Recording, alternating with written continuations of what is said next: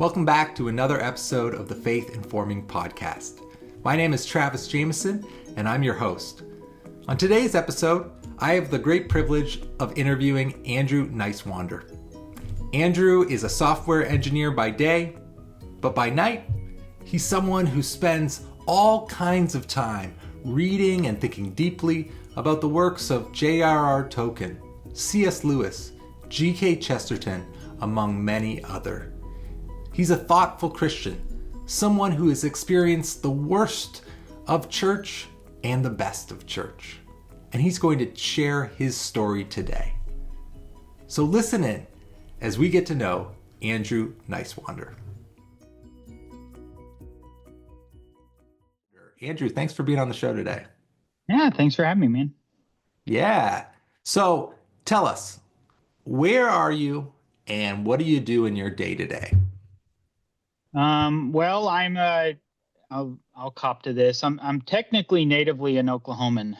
Lived there for 8 months, but I'm generally a Texan. So we live west of the city of Fort Worth, Texas, the west side of the DFW Metroplex in North Texas.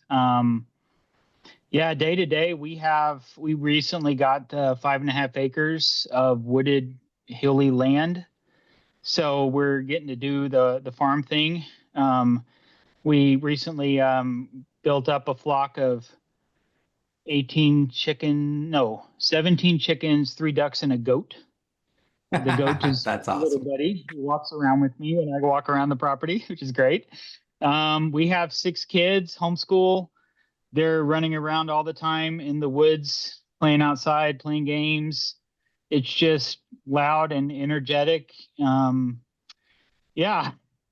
Busy day. What's the age range with the kids? 16 down to 3. Wow, Girl, you've got the boy, full girl, thing. boy. Yeah. Six total. 6, there's 6 of them, I swear. There's 6 total. 2 girls and the rest are boys. However the math works out. That's fantastic. Wow. Well, you've got a busy life. But so you're there in the woods. Is this a relatively new move, or when did you land here? Yeah, for us. So we were living in a town called Benbrook. Shout out any people listening who might be from Benbrook. We used to live in Benbrook, and then we moved up to Ambridge, Pennsylvania, from 23 to halfway through 24 for me to finish my seminary degree up at Trinity, and then moved back here, sold the place, bought land out here. Wow, that is so cool. So fairly recently, we've been out here in it's Palo Pinto County. We've been out here in Palo Pinto County since October, I'd say. Okay. Oh yeah. So that is really, really new. Yeah. And then what do you do? They call us the wellness capital of Texas, by the way, and it's Mineral Wells. That's what they call us. So anyone wants to come experience the outdoors and wellness, come to town. I love it. So what do you do for work day to day? Software engineer. Yeah. I'm a manager of a small team, so just keeping busy with that, helping out where I can. Awesome. It's corporate America. Although I am remote, which is nice. I get to work remotely. So I don't have to go into the hellscape that is cubicle life. Lots of our folks here in Palo Alto and the surrounding communities will resonate with that. Working remotely, working on software, that is many people's day-to-day life here. Yeah, that's my background. I got into management back in 2020, and I have friends who joke about how I don't know how to do it anymore, which is probably true. But I'll put it this way: I'm like, I wouldn't want either of y'all to manage me, so I got that going for me. I wouldn't put y'all within a 5-foot pole from. Oh, that is great. Yeah, if you don't like that anyone else is going to manage you, you got to just manage the team. You got to do it. Oh, the role came up, and I'm like, I'm going for it just because I trust myself to do it versus some other guy. Oh, I love that. Yeah. So I met you on Substack just a couple of weeks ago, and I can't remember exactly. I think I reached out to you and then we started chatting a bit and it was really fascinating. You started telling me a little bit about the writers who influence you, like Tolkien and C.S. Lewis and Chesterton, kind of all those guys. Um, and then it was right before Easter, and you started talking to me about this phrase, this word, eucatastrophe, which Tolkien uses in in a letter he writes and uses throughout his writing, kind of the idea of it. So I want to just read this quote that you sent me to help our listeners get a feel for what this eucatastrophe is all about. And then I want to hear from you, like what got you on this journey to be interested in eucatastrophe. Okay. So Okay. J.R.R. Tolkien, he writes, the resurrection was the greatest eucatastrophe possible in the greatest fairy story, and produces that essential emotion, Christian joy, which produces tears, because it is qualitatively so like sorrow, because it comes from those places where joy and sorrow are at one, reconciled as selfishness and altruism are lost in love. First off, that's just a beautiful, beautiful quote. So you can take it from here. Tell us a little bit about how you got to eucatastrophe as the thing you wanted to study in seminary. Oh man, Travis, that's a big, big topic. You mentioned the writers. I'll start there. You Hmm. mentioned the writers. I'm a Rich Mullins fan. Hmm. I love me Rich's stuff. Rest in peace. A phrase he really loved that was out of Brennan Manning, another one of my heroes, is patron ragamuffin. I taken that and I have a group of folks I call my patron ragamuffins. They're my little, group of saints that you know, I had to hesitate to say do homage to, but basically my heroes of the faith. Hmm. And so you have guys like Rich Mullins, you mentioned Tolkien, C.S. Lewis, G.K. Chesterton, John Newton, the hymn writer, the old priest, primarily because I saw him, a guy who was a churchman. He was respected in the Church of England, but he kept up really amazing correspondences with Reformed Baptist pastors. So back then, they were not a part of good English society. They weren't exactly people who were afforded a whole lot of respect. And yet this old minister court discussed with them and sent letters back and forth and whatnot.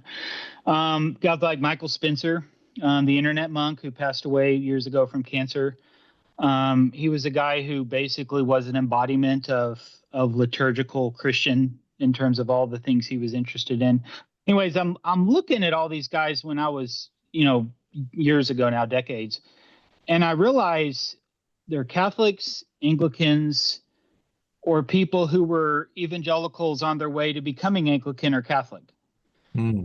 And I was like, all of my heroes of the faith are these different traditions. It's not Reformed Baptist.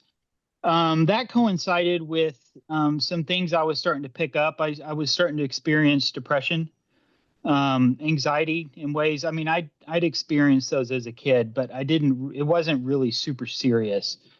And then we tried to leave the church I grew up in, and I let the pastor kind of talk me into staying. But all of this got worse and worse and worse, and we finally left. I'm wanting to say it was the late winter of 2012.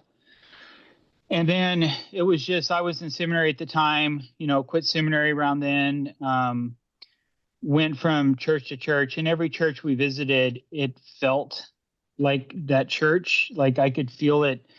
And I'm sorry for this. I call them shit swims. It feels like mentally I'm swimming in a cesspool, right? Ah, And yes. I would feel that cesspool feel in my head and my heart when we were at these churches. So Mm. we started another Reformed Baptist church and then a Reformed Baptist church ish that was kind of liturgical. and then a couple of Acts 29 churches. And there were things about them that just either weren't for us, or I was like, this isn't right. There's something here that's not good. And then we ended up at a Presbyterian church for a couple of years where we kind of healed up. But I was done with Calvinism by then. Mm-hmm. And I went through a kind of deconstruction, but not like all the way. I kind of had to get to a place where it's kind of a series of questions. One is what I was taught as a kid as a good hyper Calvinist, hyper confessional Reformed Baptist. Is that true or not? If it is true, then I need to go back to it. If it's not true, okay, what then? Is it not true because Christianity's not true? Is it not true because it's a bad form of Christianity? If it's not true, do I need to go, become something that's not Christian? If I were to become something that's not Christian, do I become an atheist? And I was like, that's too much they're too confident in God not existing for me, right? Agnostic or skeptic is still something that resonates with me, to be honest. Sometimes I feel like some days I'm a Christian, other days I feel like a skeptic, right? Or I could go to another religion, but then I was like, I already grew up and experienced pain in one religion. I don't want to go through the effort of doing it with something else, right? So it's either another kind of Christianity or I don't know what. And so that's kind of the route that I ended up taking. So all that to say, I went through that experience. We kind of landed within Anglicanism. And I still had this desire to go to seminary, right? And I'm sitting there and I'm experiencing the depression, anxiety. I've been diagnosed with OCD, generalized anxiety disorder, major depressive disorder. My suspicion is it's all really just related to something akin to religious trauma. It gets really complicated when you're talking matters of the soul, and matters of the heart and mind.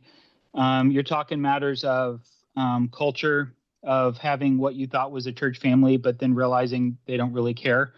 I tell people when someone hates you, that's not that bad because at least they care about you. It's indifference that really sucks. That's what really hurts in the end is indifference. And that's kind of what I experienced as we left the original church I grew up in. So and can I interrupt real quick? Mm-hmm. What was like, can you talk a little bit about like what was the culture at your church that you felt like was like causing that cesspool that you talked about that you're swimming in? Like what was it? Is there any way you can kind of identify that? I try to be very careful with my language with this. Mm-hmm. Some of the kids who left the church call it a cult. I've used the language of cult-like because I think to use the big C cult, there's very specific things about it. And at the time, I don't believe it was a cult in that sense. I think it was cult-like. Basically, when you mix hyper Calvinist and I would call them hyper Calvinists. I don't know if they would agree. They did believe in double predestination. They believed if you weren't the style of Reformed Baptists that they were, then you were a really bad Christian at the very least. Maybe not even Christian at all. Gospel conflated with the 5 points of Calvinism completely and irrevocably. But there was also an authoritarian bent to it. So when I was a sensitive kid, you have a sensitive kid being told he's a worm and that it's would be in God's purview to damn me to hell and I should be joyful about it. Coupled with authoritarianism, coupled with a culture that proved itself indifferent. When we left, I barely heard from anybody, a few friends, but it's just like we didn't exist. Put all of that together and it leads to a pretty, I would say, a nasty mix. And I've struggled with that over the years, whether to use the language of church trauma, because I think that there should be a pretty high bar for that. And to be throwing the phrase trauma around, you have to be careful. But I've talked to a lot of other kids who've left the church and they agree with me. So And there's some other situations in the church that have proven itself out that I'm barking up the right tree. Yeah, I know for sure that it hurt, right? yeah, right. It's Yeah, still regardless traumatic. of what term you use to describe the pain, you know how it affected you, and it Hmm. was very negative. Yeah. Um, I think this is really interesting, like thinking about the way you described it, like um, connecting, like they had their confessions, like Reformed Baptists have specific confessions. Like I'm part of the Christian Reformed Church, and we have Hmm. confessions, like documents, like the Heidelberg Catechism as kind of like our foundational documents. And then the Reformed Baptists also have their documents as well. And um, it's interesting the sense of like these are our documents, and then they tell us what is true and what is false. And anyone that's not aligned with these documents are not really good Christians. Um, I think that's something that happens in a lot of denominations. Like it's something that like I'm sure not all Reformed Baptist churches do that. Hmm. And I know not all Christian Reformed churches do that, but I know some that do. And so it's like, I grew up in a church that did that, but we didn't have any kind of historic documents. It was more just like, I don't know, like our local body was like the true church. It was kind of that mindset. I'm not sure what we were basing that on, but we were. But yeah, and so like when you get into this kind of mindset, it's like it's our way or nothing. Um,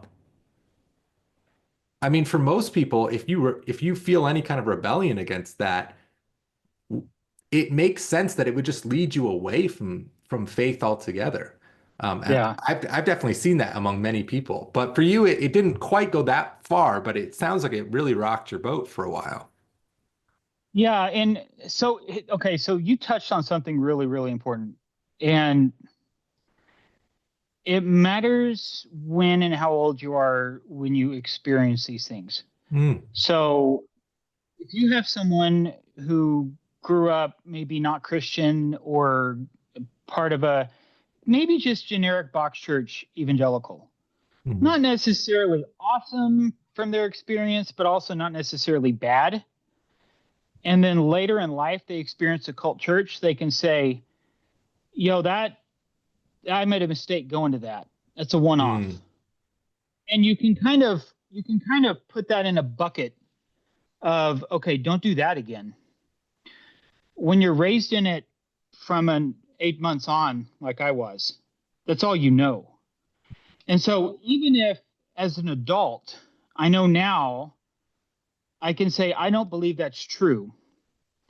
There's always a part of me that wonders maybe it is. And mm, I have a hard time getting rid of that little thing. mhm, And the way I think about it is, or at least the fear of it, right? The way I think about it is there's a part of my brain, and this is just my conception, part of my brain that was taught all that as a child. That part of my brain has been nuked. It's been bombed, napalm, salted. It's unusable. So to the point where I talked to a therapist one time, she's like, "Do you believe God loves you?" And I looked at her and said, "I don't know what that means. I know intellectually what that means. I don't know what that means, right? I don't have any experience of what that is." And even now, like we'll do prayer time with the kids, and whenever it's my turn to pick the song, I just sing "Jesus Loves Me, This I Know," because it's something I never really understood as a kid, right? mm, And so for a child raised in a bad religious environment, what adult Christians really struggle to understand is that that was God doing that to them. mm, And it was God presented as this ultimate thing, right? Like the God of the universe, the single point maker, everything flows from him. Everything Christianity presents about God, it's capital U ultimate sense. When that guy is enough of a butthole to hurt you like that, why would you want to stay in the faith anymore? Mm. I would run far away as I could. Now, my own personal thing, like I mentioned earlier, is I kind of went down the path of there has to be something different. And I mentioned the patron ragamuffins. The reason I mentioned them is I saw examples of something different. Maybe not in my childhood necessarily or in my church, but with the people I was reading. I was like, okay, there has to be something else here that I wasn't taught or was missing. But I totally understand why someone who has a bad experience with Christianity ends up ditching God and ditching everything related to God, because that's what hurt them. It wasn't the pastor, it was God who hurt them. From their Mm. perspective, it was God who did that to them. It was God who traumatized them. And that's why they don't want anything to do with them anymore. And so, Mm. like, if they're hating on the church, it's like they're hating God, and for good reason, according to their experience. There's a touch of there even sometimes for me, there's a touch of I resonate with David when he's crying out, Mm-hmm. where you're like, dude, God, why would you permit this crap in your name? Mm. I don't understand that. I don't like it. So there's a touch of there's a there's a touch of feeling like Jacob wrestling with the angel, as we say in the South. Give me a blessing, but also a little bit. Stop letting this happen. Stop it, please. I beg you, stop. So that's That kind of where that that is comes. Yeah, that is such a helpful point that for kids, well, yeah, and into early adulthood even, like it's like they're thinking of the religious leaders around them as the voice of God, as what Mhm. like God has called this person to be the pastor or the church leader or youth group leader, whatever it is. And that's what God wants. And so when trauma happens in those settings, it's so confusing for kids, especially because they're like, why would God want this? But I guess he Mhm. does. And yeah, that can just send us down such a, downward spiral because of that. Um, so yeah, that's a really, really helpful point to help clarify that like for people who are deconstructing or leaving the faith, oftentimes it's because God and the person who harmed them are so melded together. Um, and sometimes like it's like literally been said, like a pastor saying like what I say is is like the word of God, or something like that. Like Mhm. um thus saith the Lord, so to speak. I remember Yeah. one pastor my said something like that to me one time, and I'm always like, as a pastor myself, like when I preach, I'm doing my very best, I want to say, to like present the Bible and the message as clear as possible, and hopefully it's super close to, or as close as possible to what was intended with these words. But I'm also just like very much aware that like, and a lot, some, at, to many at a high level, this is what Travis thinks about this thing. Like I can't get out of Yes. myself. So I can research, I can Well, do the work, I can pray, but it's like there's some level of like I'm just a human too.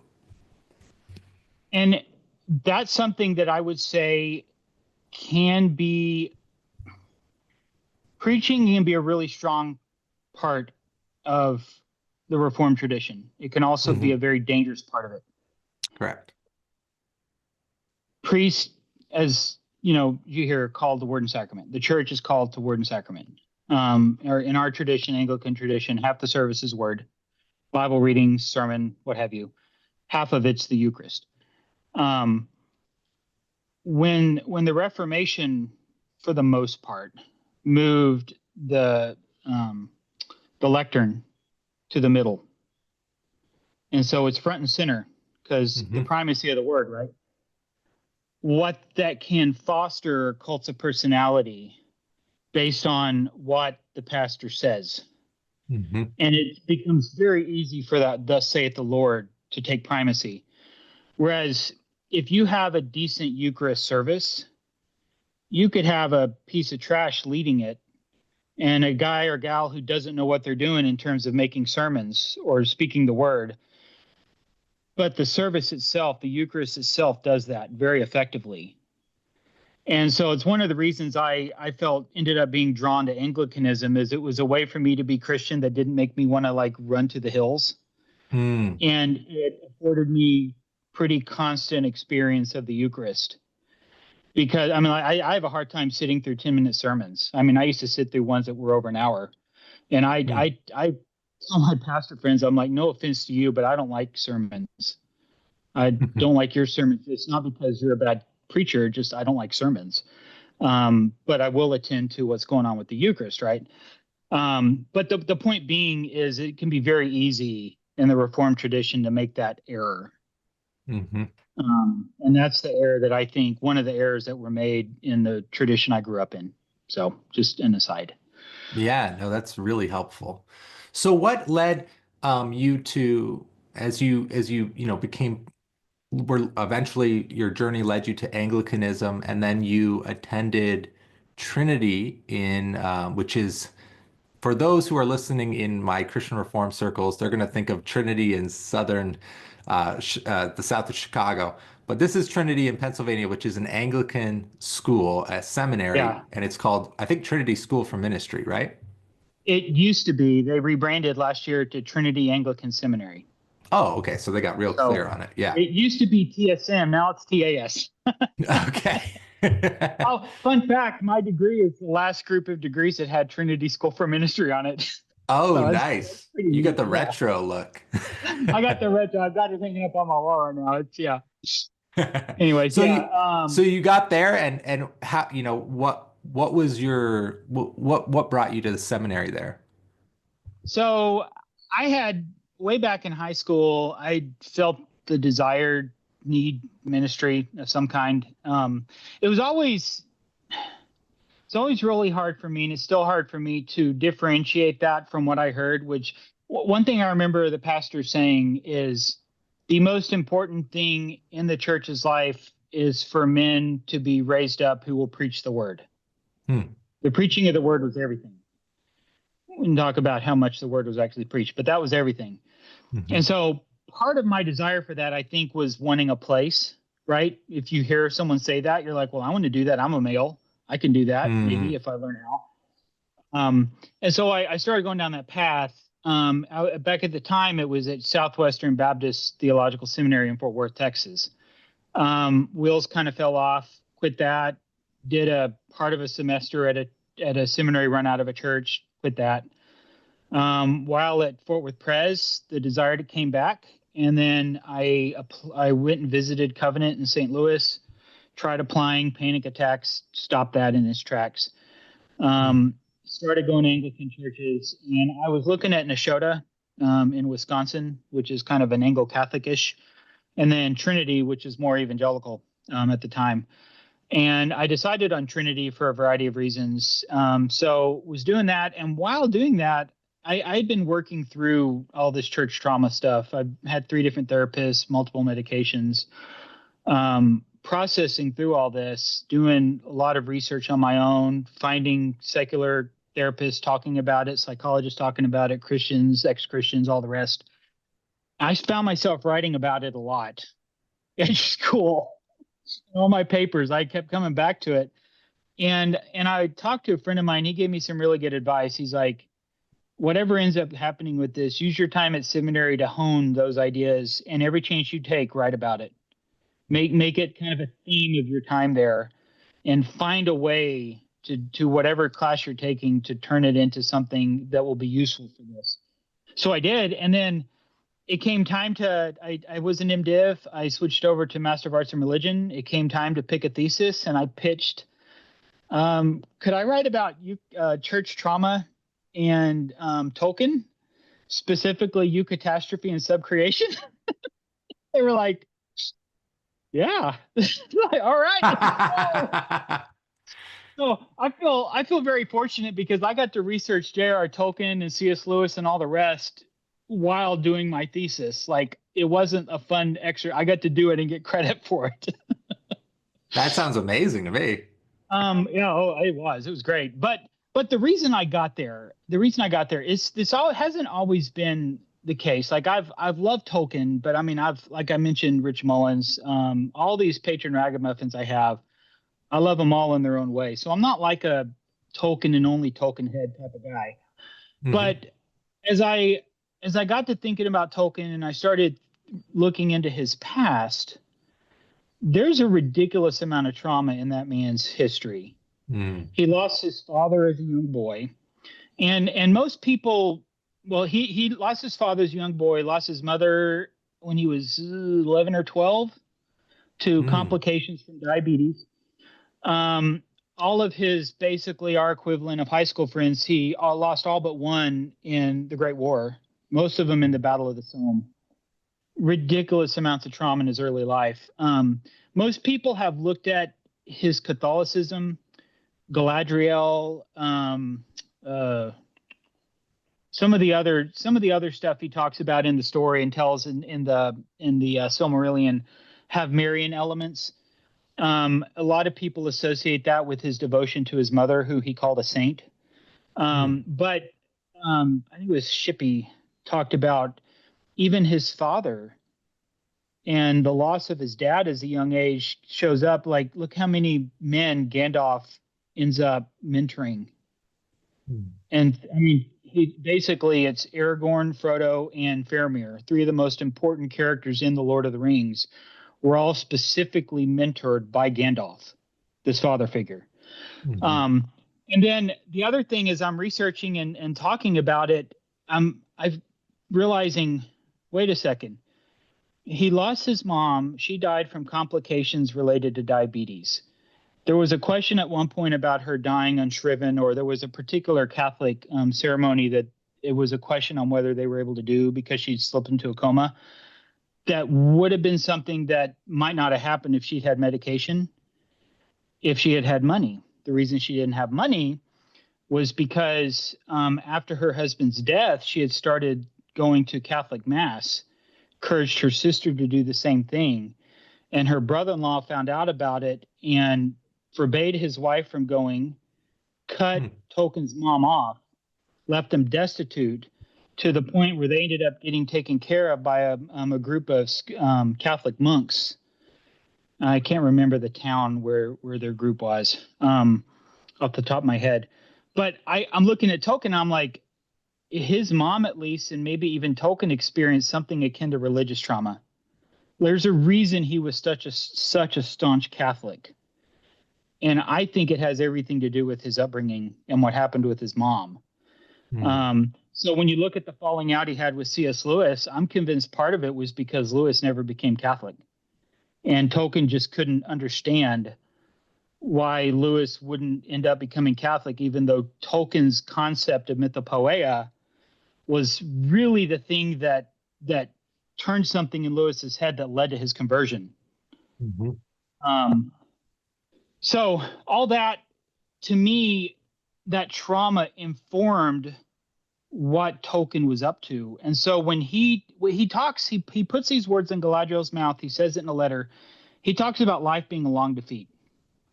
And I read that as this is a guy who knew what suffering and pain was and mental anguish and torture. He saw it in World War I. He saw what was happening to the Jews in World War II. He saw the collapse of Christendom as, I mean, you look at the Great War, those were all Christian countries killing each other in Mhm. horrific ways and in extremely large numbers. The Battle of the Somme, the carnage just in a day was incalculable. He's looking at all this happening, and it's like there's a reason he says life is a long defeat. But he was also Christian, and he knew that there was ultimately hope.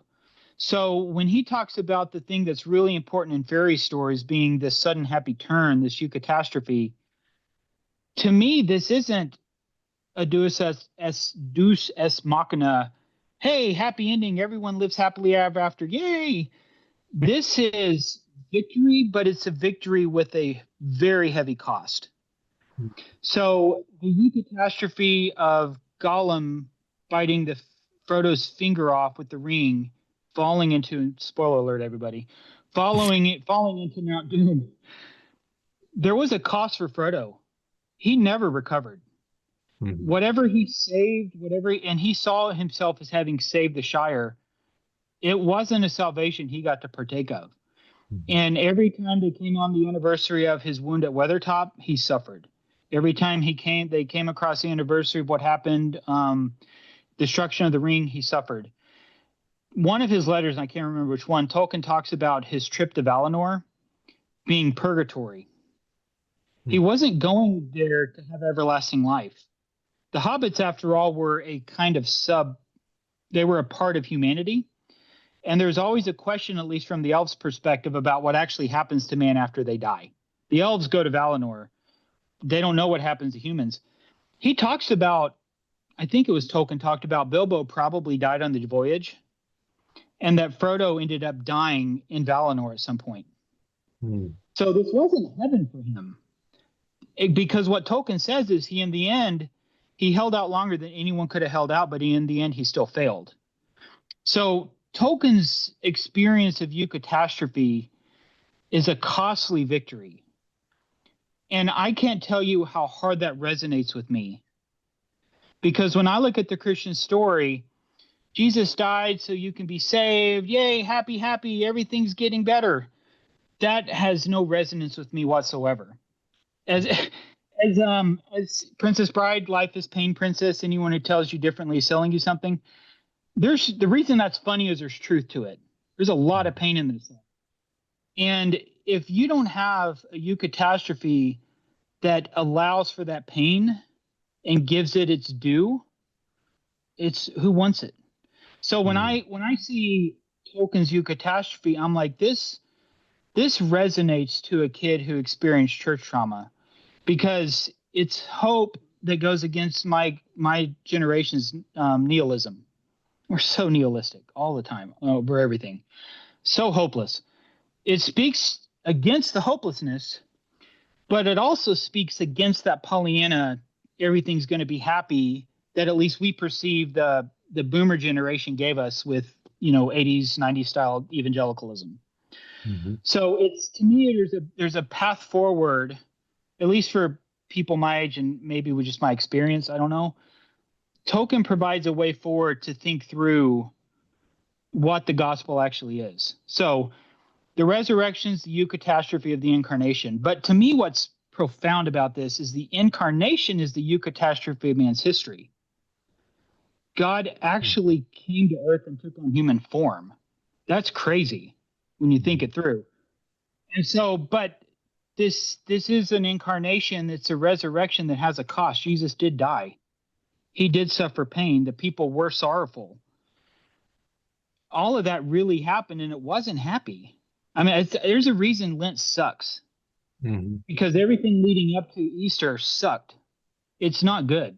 Like we call it Good Friday, but the only reason that's good is because what happened Easter. That was a bad day. Sorry, we just got done with Good Friday and Easter, so it's fresh on the mind. Yeah, absolutely. Yeah. So I'm sorry. Does that explain? To me, that's why eucatastrophe is so powerful for someone with my experience. That is so helpful. I mean, there's so much we can explore there. The first is I want to help our listeners even more understand what eucatastrophe is. I imagine most people have seen the movies, at least, of The Lord of the Rings, and many have read the books. What are some other examples of eucatastrophe within The Lord of the Rings? Because I know this was like a recurring element so there's the Gollum biting Frodo's finger off with the ring, but like, what were some of the other moments of eucatastrophe? It's a good one, and this one's actually really interesting. When Aragorn goes through the paths of the dead, it was his right to call the spirits of the unfaithful men, like, hey, I am the heir of Isildur. I am the rightful king of Gondor. I am Númenorian reborn, so to speak. If anyone has a right to claim your allegiance, it's me, and I'm calling that. There was a question of whether they would or not. It's quite possible he could have died in all the major heroes with him. He succeeds. They live. They take over the Corsairs. I can't remember what they were called, but those big ships, right? They come up the river, and the city is being sieged, right? The Rohan has attacked, but it's still a question of who's going to win the day. Aragorn shows up, and what's interesting about that is Denethor saw that. He saw the ships coming up through the Palantir. Sauron allowed him to see it. He didn't know what was going on under the surface, so he just despairs. And so that's when he tries to set his son on fire, burns himself, dies spectacularly, right? The Eucatastrophe to me is like, yeah, no, that was Aragorn. He unfurls that black banner, and it's his sigil with the tree that Arwen sewed, which I so wish that they'd done that in the main film, but awesome scene, right? That's Eucatastrophic. Honestly, the other thing that's really cool about this, and it's kind of not Eucatastrophic on its own, but it leads to that, is just the fact that Bilbo found the ring. And the fact that the guy who was guarding the ring happened to be Gollum, who himself was a proto-hobbit, and who, because he was a proto-hobbit, even though it had been 500 years, wasn't completely consumed yet. And he still had enough of his hobbitness to him where he felt an affinity. He recognized something in Bilbo that was familiar. And so even in the midst of, being, underneath the misty mountains, completely in the dark, Bilbo happens to find the ring. And the guy who happened to have been owning it happened to be a proto-hobbit. And they connected and told riddles to each other. And that allowed Bilbo to escape. And so, I mean, if you're telling that story, you'd expect that just to add horrifically or to end horrifically. But there was this mini Eucatastrophe in the midst of that, the sudden happy turn where Bilbo found it. He ends up, getting one over on Gollum and ends up escaping. Trying to think of other major ones. I mentioned this, that I was having this conversation to my wife Annie, and she's she's a bigger Lord of the Rings fan than I am, and she was so excited that we were talking about Eucatastrophe, and she mentioned that she sees Eucatastrophe in the moments when they're in the middle of the wars, and then all of a sudden they turn westward. I don't know if it's the Two Towers or maybe the Fellowship of the Ring, which time it is, and they look up to the west, up the hill, and then there's Gandalf glowing and coming down as that's a good one. Yeah, that's a Eucatastrophe moment. And then I assume you've watched The Rings of Power. Yes, I have mixed feelings, but yes. Okay. But the end of the second season is kind of like this. They're looking towards the west. They're waiting for the Eucatastrophe in the midst of the war.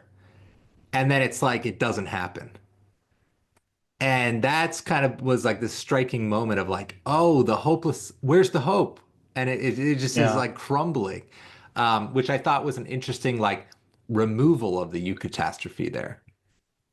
Well, and you bring up something real interesting. So the Silmarillion, which the Rings of Power is quasi based on, it's basically the story the elves tell each other. It's their history from an elvish perspective.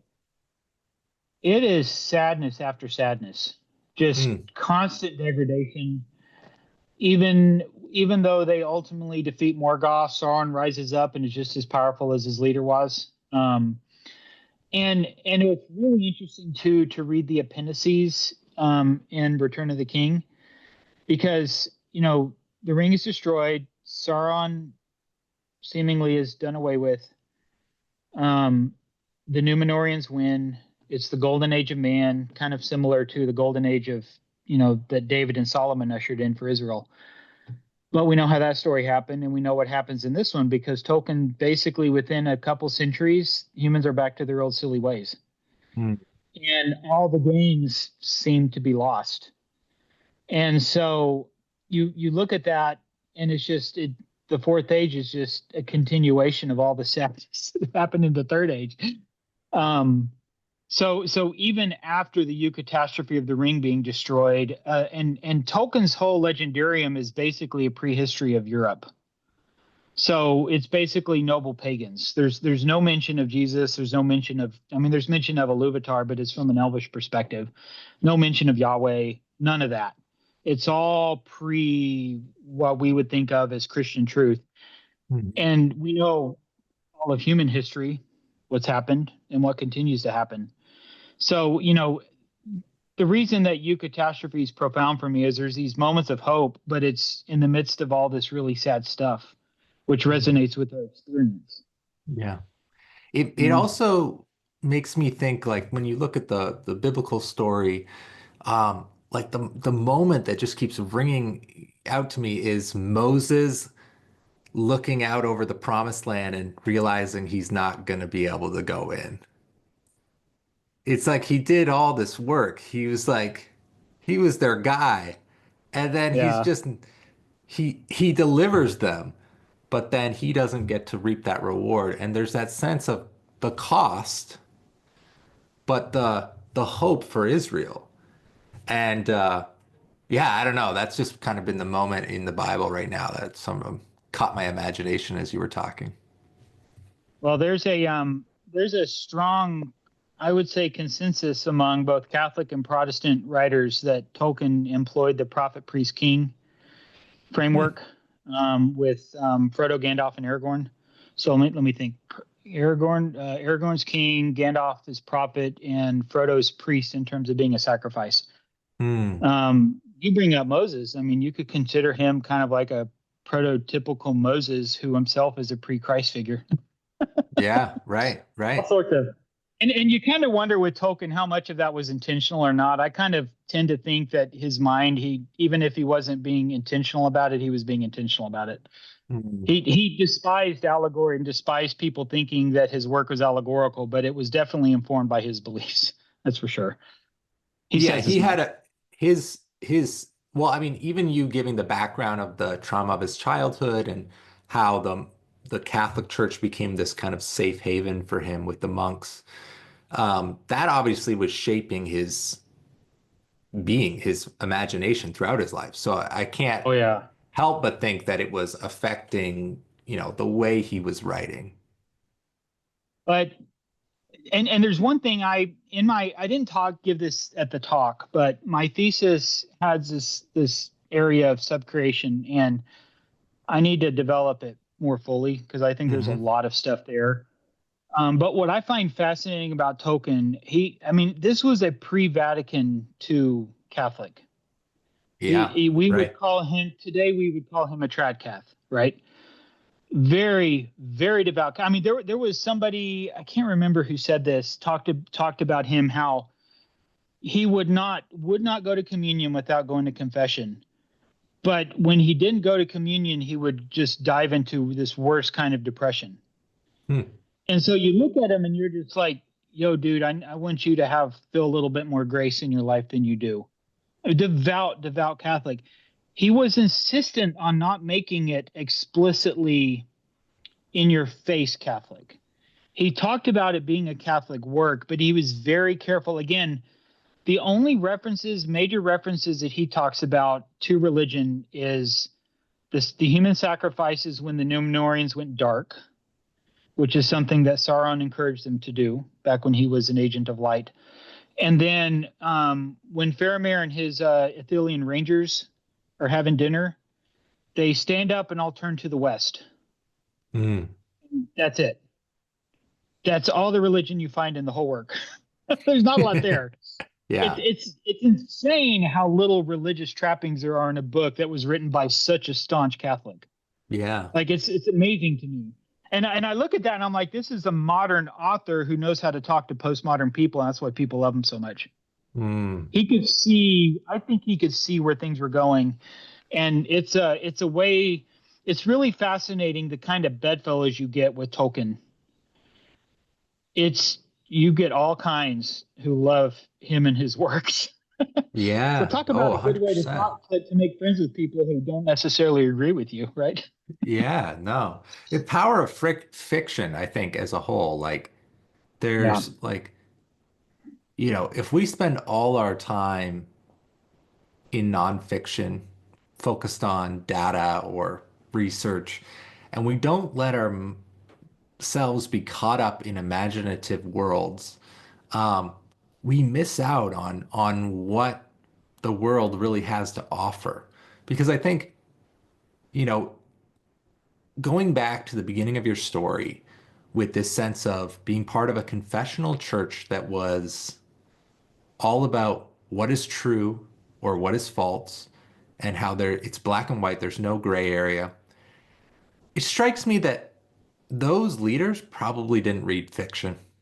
I don't know, they don't sound like they're really into fiction because I'm like, when you read good fiction, you are reminded constantly that life is complicated, that Yeah. even the best people, even the best characters, like the most wholesome characters, are complex because they're not always wholesome. They're not always doing everything right. There is, and then even the most evil characters at times um, are lovable, and it's like this when you let fiction pull you into these characters, it reminds you of like that is humanity. I mean, that's just what like that's what it means to be human, you know, is that it's very complex. And when we're so obsessed with not that there not that truth is not important. Truth is very important, of course.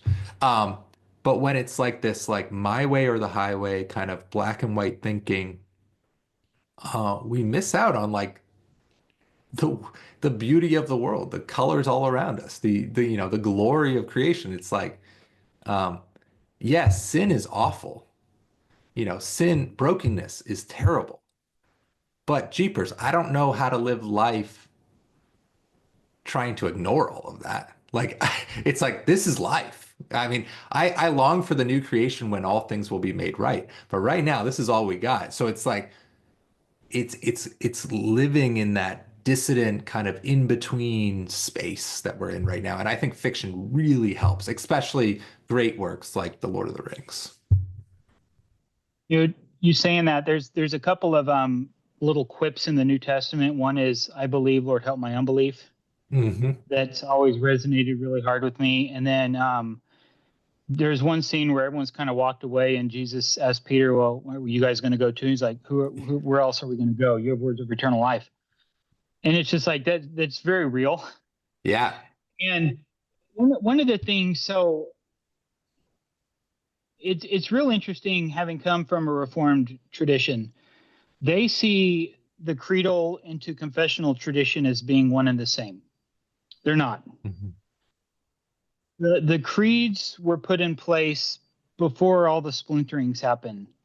The confessions are hyper localized sometimes, hyper theological in terms of little small groups setting themselves up against other groups like them. But even worse than that, it's always the problem of interpretation. So you could have someone who's like, "Hey, the Bible's true. What's it say?" All right, well, we need a creed to dictate that. Cool. Time goes on. Yeah, we need a confession to dictate that. And then you have your confession that decides what the truth is. And then you have people like, "Yo, the confession doesn't really say that.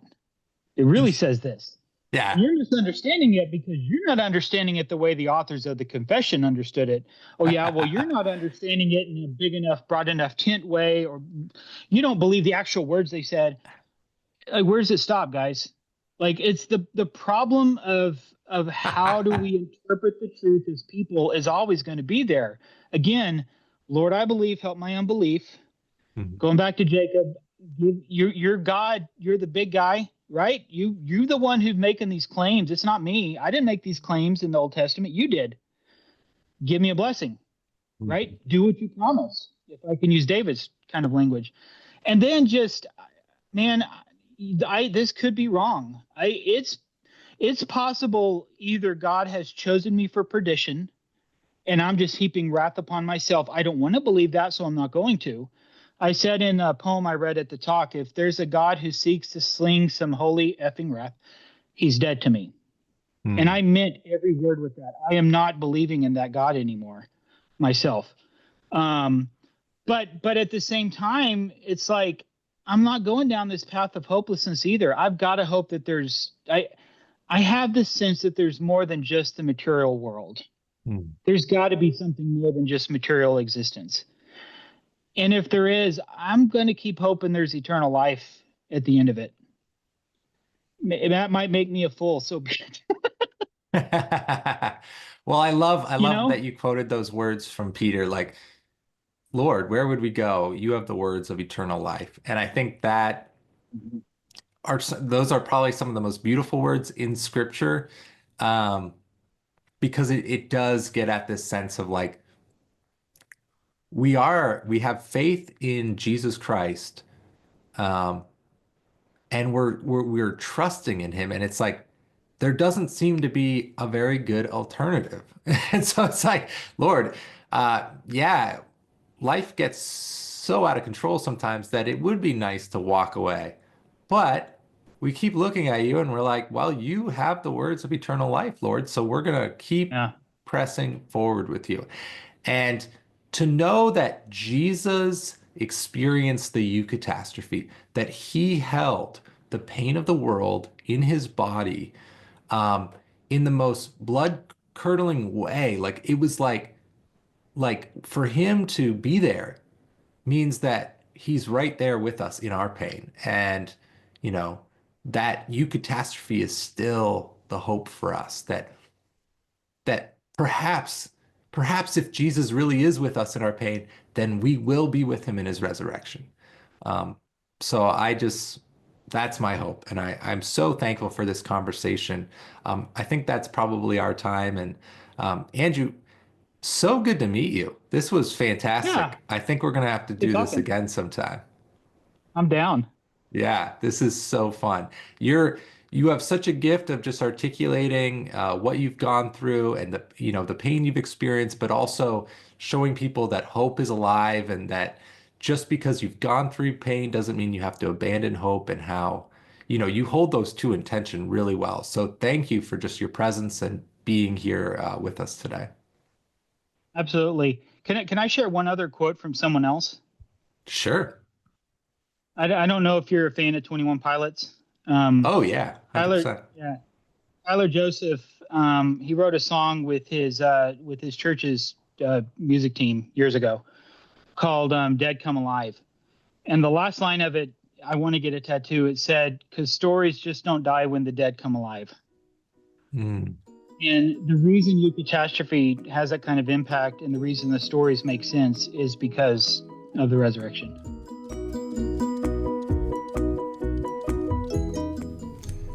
Thanks for listening to this episode of the Faith Informing Podcast. I hope you enjoyed my conversation with Andrew, and especially this conclusion, thinking about the difference the resurrection makes for our lives and for the lives of those around us. If you liked this episode, please be sure to like and subscribe, and also share it with your friends. We want more people to know about the Faith Informing Podcast.